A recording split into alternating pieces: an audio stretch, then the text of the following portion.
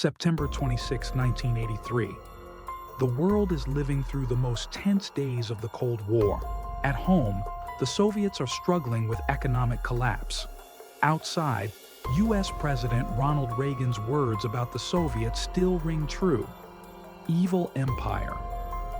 That same year, NATO organizes Able Archer 83 in Europe, the largest military exercise in history. The Soviet leadership was terrified that a real attack could happen at any moment.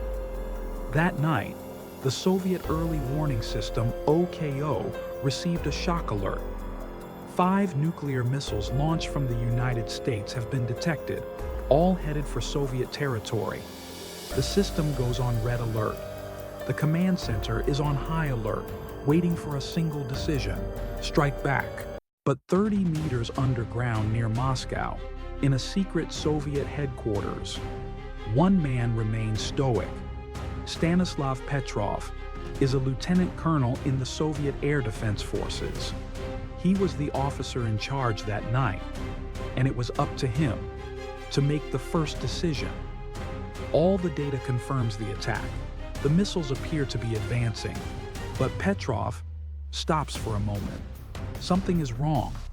Petrov asks himself, why should a real American attack be only 5 missiles? Strategic doctrine says that the first strike should be with hundreds of missiles. 5 missiles. Like an experiment or a mistake. Petrov trusts neither the system nor the protocol, only his logic and intuition. And he doesn't report the attack. No counterattack is ordered. Minutes later, everything becomes clear. The system had failed. Sunlight reflected off high-altitude clouds, and the satellites recognized it as a missile launch.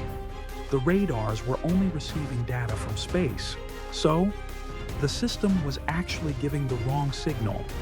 Petrov had saved the world against a blind system, but this heroism was kept secret for years. No medal, no thanks, no explanation. Petrov didn't continue his military career after the incident. He lived a quiet life with his family in a modest apartment when the incident was first leaked to the public in 1998.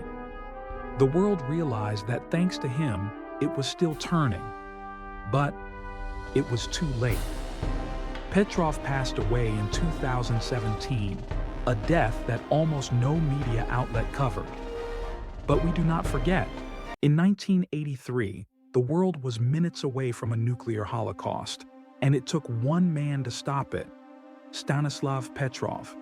He could have killed millions with a single order, but he didn't, because he believed in no computers, no government, no weapons, only in humanity.